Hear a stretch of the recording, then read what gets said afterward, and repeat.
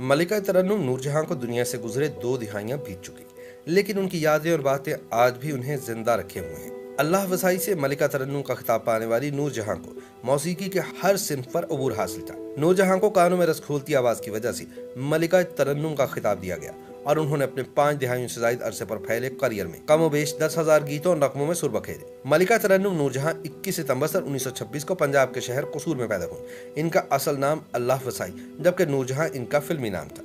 इन्होंने अपने funny career का आगाज सन 1935 में पिंड दी कुड़ी से किया, जबकि क़याम पाकिस्तान के बाद वो अपने शौहर शौकत हुसैन रिजवी के हमरा मुंबई से कराची शिफ्ट हो गए। मलिका तरन्नुम की गायकी की वजह से वो आज भी अपने चाहने वालों के दिलों में जिंदा है।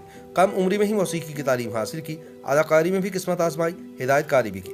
पाकिस्तान फिल्म इंडस्ट्री की तारीख की बात करें तो मैडम नूरजहां का जिक्र ना हो ये मुमकिन ही नहीं।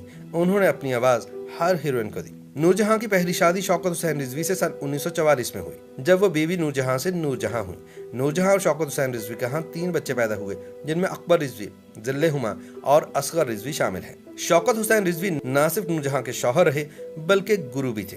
शौकत हुसैन रिजवी से तलाक के बाद नूरजहां की दूसरी शादी फिल्मी हीरो एजाज दुरानी से सन 1959 में हुई, जब वो सुपरस्टार होने के साथ साथ मलिका तरन्नुम का लक़ब पा चुकी थी। एजाज दुरानी भी इनकी जिंदगी में तकरीबन 12 साल तक रहे और इस अरसे के दौरान इनकी 3 बेटियां पैदा हुई, जिनमें हिना, शाजिया और टीना दुरानी शामिल हैं। सन 1942 में लाहौर के फिल्मी इदारे के सरबरा सेठ दिलसुख एम पंचोली ने नूरजहां को बतौर हीरोइन कास्ट किया और उस वक्त के पढ़े लिखे हिदायतकार शौकत हुसैन रिजवी से फिल्म खानदान बनवाई।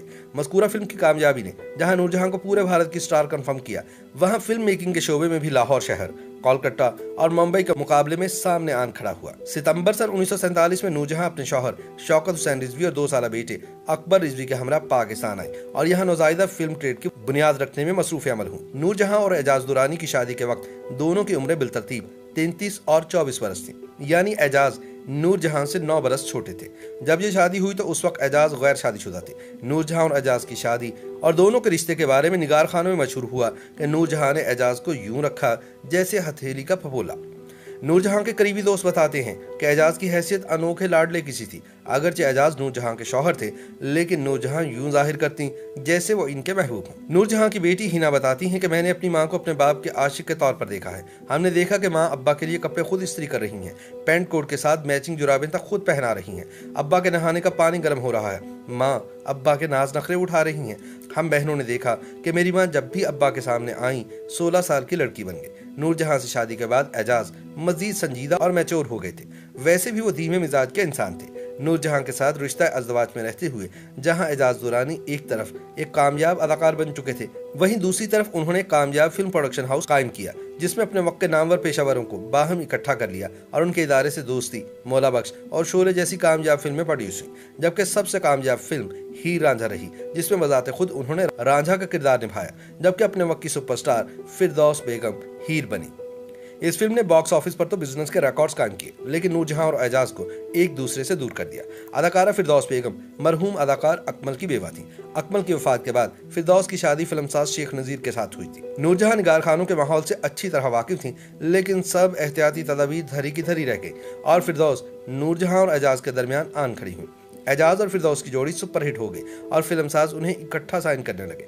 दोनों निगार खानों के साथ साथ आउटडोर शूटिंग्स में भी बहुत सारा वक्त इकट्ठे गुजारते हुए एक दूसरे के इंतहाई करीब आ चुके थे।